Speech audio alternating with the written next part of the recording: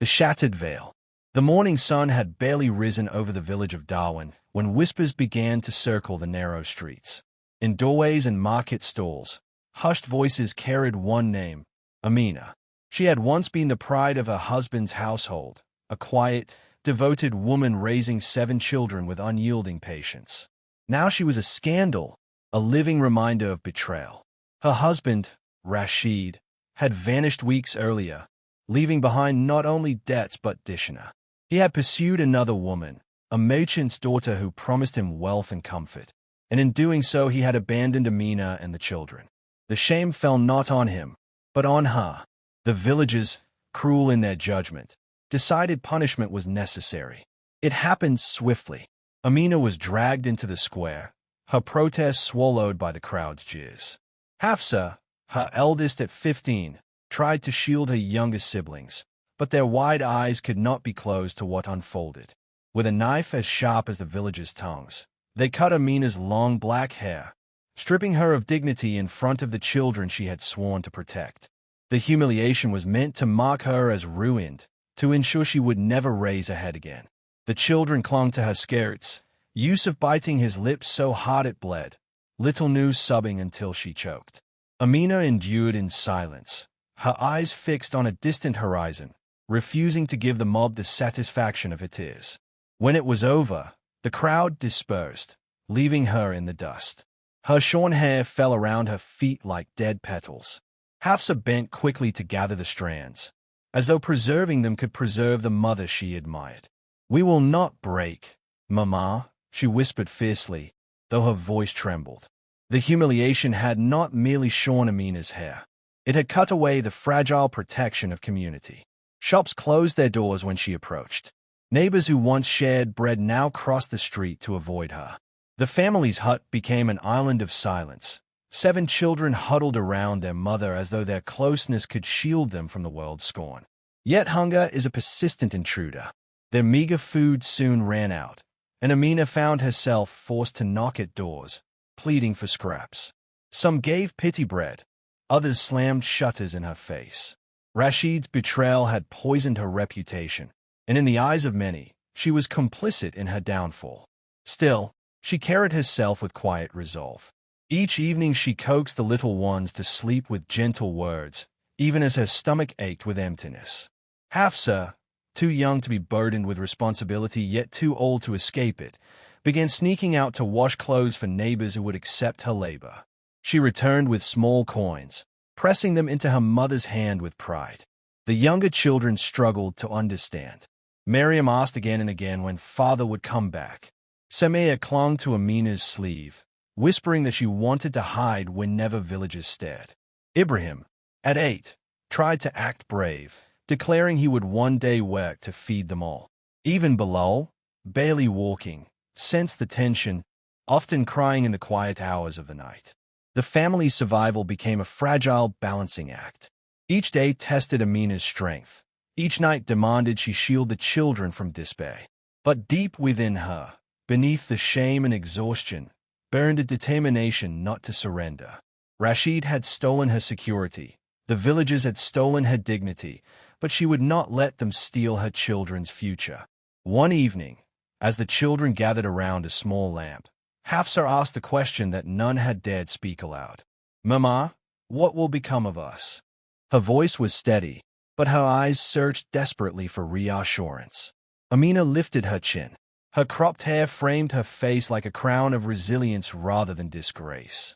"We will endure, Hafsa," she said softly. "We will endure because we have each other. That is more than your father ever gave us." Her words settled over them like a fragile promise. The younger ones clung to it.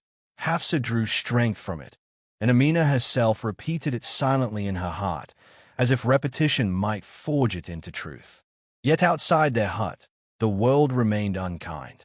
Rashid's absence was a wound that bled reputation and security. Villagers whispered that Amina and her brood would not last the season. Some said it would be better if they left quietly, fading into the wilderness rather than haunting the village with their shame. But fate was not finished with Amina. Though she did not yet know it, her path would soon cross with another soul carrying his own scars. A widower named Imran, who had built walls around his grief, was about to be drawn into her struggle. And in that meeting, despair would encounter a glimmer of unexpected hope. For now, Amina sat among her children, their bodies pressed close for warmth. The night was heavy, the future uncertain, but in her heart flickered a stubborn flame. Though the world had cast her aside, she would not surrender. Hunger and shadows. The days that followed were unkind. Amina rose each morning to the same bleak truth. 7 hungry faces looking to her for answers. Her cropped hair still drew whispers whenever she stepped beyond their small hut, but necessity forced her to walk into the village with lowered gaze and open palms. Pride was a luxury she could no longer afford. Hafsa walked at her side, tall for her age, her eyes sharp with both anger and fear. She carried herself like an adult, though childhood had not yet left her.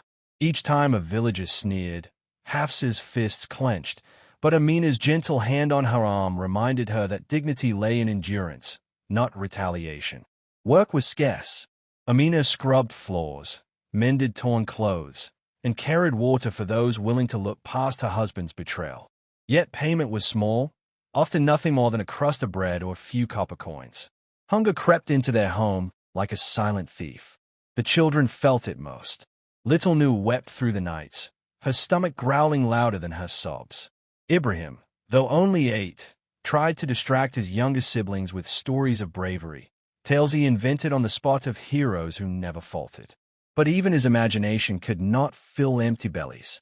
One evening, when the family gathered around a fire too small to warm them, Yusuf finally spoke the bitterness all of them felt. Why do we suffer for his sins? His words cut the silence, harsh and unflinching. At 12, he already carried the hard edge of a man betrayed by life. Amina looked into her son's eyes, seeing Rashid's features reflected there, but tempered by an honesty his father never possessed. Because, she said softly, sometimes the innocent bear the weight of the guilty. But suffering does not mean surrender. Yusuf turned away, frustrated, but her words settled in him nonetheless. He had no choice but to learn resilience, even if it tasted like ash. The cruelty of the villagers deepened as weeks passed. Doors closed more quickly. Gossip sharpened its blade. Some accused Amina of driving Rashid away. Others muttered that misfortune clung to her like a curse. Hafsa overheard the taunts and shielded her siblings, but the venom still reached Amina's ears. She bore it silently, though each insult lodged like a stone in her chest. One afternoon, a storm broke over the village, heavy rain drumming against the mud brick walls. Amina gathered the children inside, wrapping them in worn blankets. They had nothing to eat, and the cold seeped into their bones. It was then that Hafsa, bold with desperation, slipped away. She returned hours later, soaked to the skin but clutching a small bundle of bread. Her face was pale, her lips trembling, but she handed the food to her mother with quiet triumph. Amina's heart tightened. She recognized the bread. Its shape marked it as belonging to the baker who had refused them days before. "Hafsa," she whispered, "what have you done?" The girl's chin lifted stubbornly. "I did what I had to. They will not help us, Mama. If we do not take, we will die." Tears pricked Amina's eyes, not only from fear of discovery but from the cruel truth in her daughter's words. The world had forced Hafsa into choices no child should make. Amina divided the bread, her hands trembling, praying no one would come knocking to accuse them. That night, while the children slept, Amina sat awake by the dying embers. She thought of Rashid, of the life they once shared, of the betrayal that had left her children desperate enough to steal. Anger rose within her, sharp and unyielding. She had carried his shame, but she would not let it poison her children's souls. They deserved better than to grow in the shadow of his sins. The storm raged outside, wind howling through the cracks of the hut. Amina wrapped the youngest ones closer and whispered a vow into the darkness. "I will not let them destroy us. Not him, not the villagers, not hunger. We will survive." Her words were not a plea but a declaration, forged in the fire of necessity. When dawn finally broke, the storm had cleared. The village lay washed clean, puddles glittering like mirrors in the morning sun. Amina stepped outside with Hafsa, her cropped hair damp with dew, her spirit steadier than the day before. She no longer sought pity from the villagers. She sought survival on her own terms. Hafsa looked at her mother, seeing not defeat but determination. In that moment, the bond between them solidified, no longer merely mother and daughter but allies in a battle against the world. Yet even as Amina resolved to endure, the path ahead grew darker. Rumors spread of Rashid's new life with his wealthy mistress, tales of feasts and silks while his abandoned children gnawed on scraps. Each whisper was a dagger, but it also steeled Amina's resolve. If Rashid could choose wealth over family, then she would choose strength over despair. And somewhere beyond the horizon of her suffering, a different fate was stirring. One that would bring her face to face with a man who carried his own grief, a man destined to alter the course of her life. For now, she gathered her children close, the scent of damp earth filling the air, and prepared for another day of endurance. The world believed her broken, but Amina knew a secret the world had yet to see. She was not finished. The stranger's kindness. Winter crept early into Darwin that year. The air carried a bitter chill, and smoke from distant hearths curled above rooftops like reminders of warmth the abandoned family could not claim. Amina gathered her children close, their thin blankets inadequate against the cold. Hunger gnawed at them, sharper than the frost. She had endured humiliation, survived storms, but now the season itself rose as her fiercest enemy. That evening, when the sky burned with the last embers of sunset, Amina led her children beyond the village edge. She hoped the open fields might offer firewood or fallen grain. Hafsa walked beside her, shoulders squared in silent determination, while Yusuf and Ibrahim tried to keep the younger ones from stumbling. They were a fragile procession, 7 children and a mother clinging to survival. As night descended, the cold grew merciless. Amina's breath clouded the air, her limbs heavy with exhaustion. Nu whimpered, her small body trembling. "Mama, I'm so cold," she whispered. Amina pressed the child to her chest, forcing warmth into her despite her own shivering. It was then, on the lonely path by the fields, that a lantern's glow appeared in the distance. A figure approached, tall and broad-shouldered, his steps steady against the wind. Instinct tightened Amina's spine. She was accustomed to ridicule, wary of cruelty. She straightened, shielding her children behind her, prepared for mockery or worse. The man stopped a few paces away, raising the lantern to reveal a weathered face lined with years of labor. His dark eyes studied the small huddle of shivering figures. He spoke with quiet gravity. "You cannot remain out here. The night will kill you before the hunger does." Amina bristled, pride sparking despite her fear. "We need no charity." But Hafsa's voice, trembling with desperation, broke the barrier. "Please, my brothers and sisters are freezing." The man lowered the lantern, his features softening. "My name is Imran. I live not far from here, alone since my wife passed. I have food, fire, and a roof. Come, at least for the night." Suspicion warred with necessity. Amina's heart urged caution. She had been betrayed once, abandoned once, humiliated once. Trust was a wound not easily reopened. Yet Nu's shallow breaths pressed against her chest, and Yusuf's lips were blue from cold. Pride could not outweigh survival. She nodded once, curtly, and followed as Imran led them along the path. His farm stood apart from the village, a modest house framed by empty fields. The scent of wood smoke promised warmth, and for the first time in many weeks, hope stirred faintly within Amina's chest. Inside, the children were guided to the hearth where flames leapt cheerfully, casting golden light across their weary faces. Imran set out bowls of steaming lentil stew, his movements unhurried, respectful. Hafsa hesitated, glancing at her mother, but Amina gave a small nod. Soon the children ate greedily, their hunger momentarily soothed. Imran watched in silence, then spoke gently. "A man who leaves his family to starve is no man at all. You are not to blame for his sins." The word struck Amina unexpectedly. She had endured countless accusations, but never defense. Emotion tightened her throat. She lowered her gaze, unwilling to reveal the tears burning her eyes. As the children drifted to sleep before the fire, Imran remained near the doorway, his lantern resting by his side. He did not intrude, nor press them with questions. There was a dignity in his restraint, a quietness that made his presence feel less like intrusion and more like shelter. Amina, wrapping the blankets around her youngest, studied him from the corner of her eye.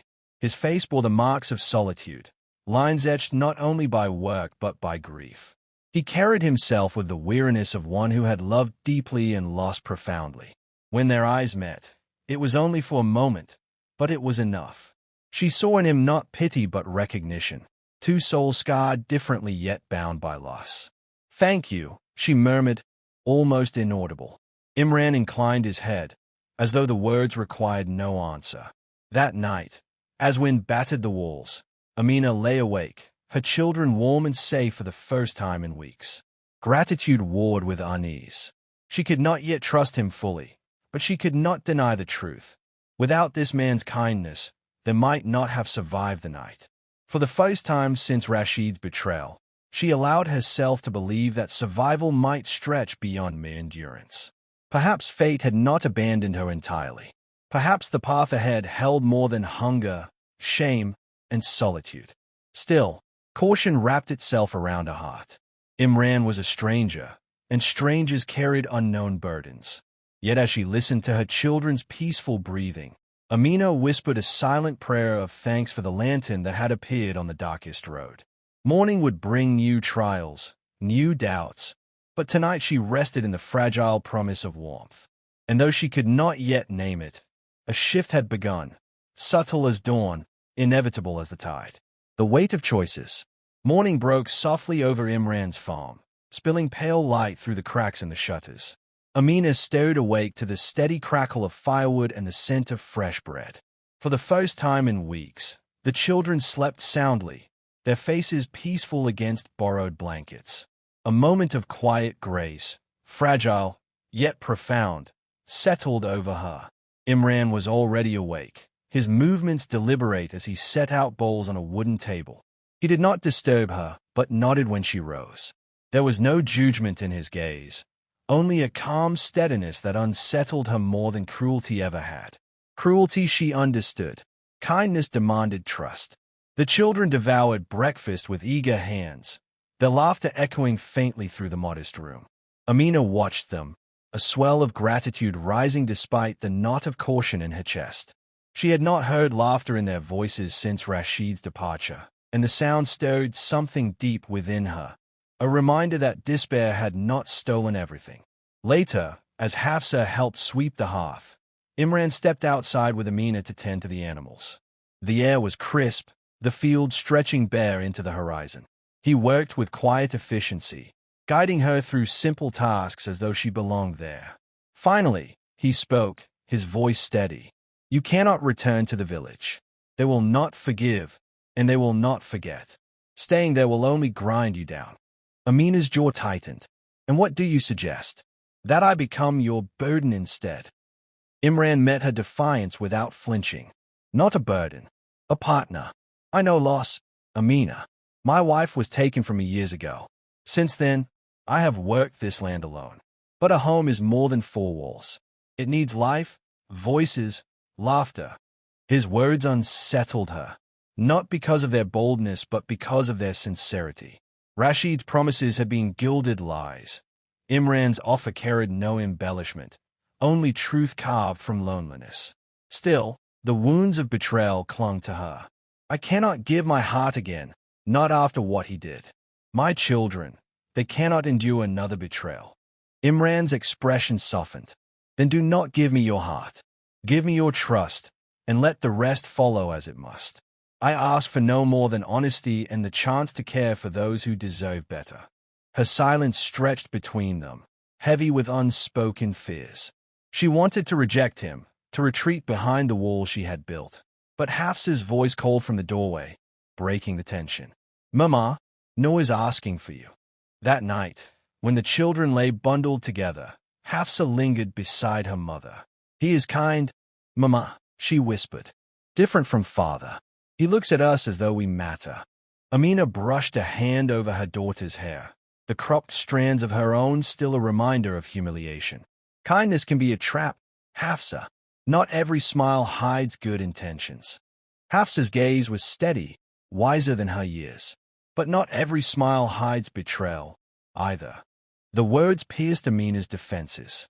Her daughter, once shielded from the world's harshness, now spoke with the clarity of one who had seen too much. Amina kissed her forehead, uncertain whether she sought to comfort Hafsa or herself. Days passed, and their stay stretched beyond necessity. Imran asked for nothing yet offered everything: warmth, safety, nourishment.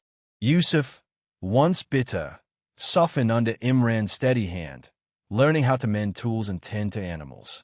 Ibrahim found joy in chasing chickens across the yard, while Mariam and Samia laughed freely, their burdens momentarily lifted. The transformation was undeniable, yet Amina resisted fully surrendering to it. She feared the cost of hope more than the weight of despair. One afternoon, however, news reached them through a passing traveler. Rashid had been cast aside by the wealthy woman he had chosen. His debts had grown, his name stained, his promises broken. He wandered now without home or honor. The children received the news in silence. Yusuf's jaw tightened, Hafsa's eyes flashed with quiet anger. Anu asked simply, "Will he come back for us, Mama?" Amina gathered them close. "No, my child. He made his choice, and so must we." Her words marked a turning point. For the first time, she did not speak of enduring but of choosing. She realized survival was not enough. They needed a future built on strength, not merely scraps of endurance. That evening, she found Imran near the fields, watching the horizon as the sun dipped low. Her steps faltered, yet she forced herself forward. "I do not know if I can give what you ask," she admitted, her voice low but steady. "But I know my children are safer here than anywhere else. And I know you speak truth, not false promises. If you are certain, then I will try." Imran turned, his expression solemn yet warm. "That is all I ask, Amina. To try." The weight of her choice settled over her, heavy yet liberating. She had not surrendered to despair, nor had she surrendered blindly to affection. She had chosen, cautiously, deliberately, for herself and her children. As night gathered and the first stars appeared, Amina returned to the house, where the children's laughter spilled into the dark. For the first time since her world had been torn apart, she felt the faint stirrings of something beyond survival. It was not yet love, but it was hope, and that was enough.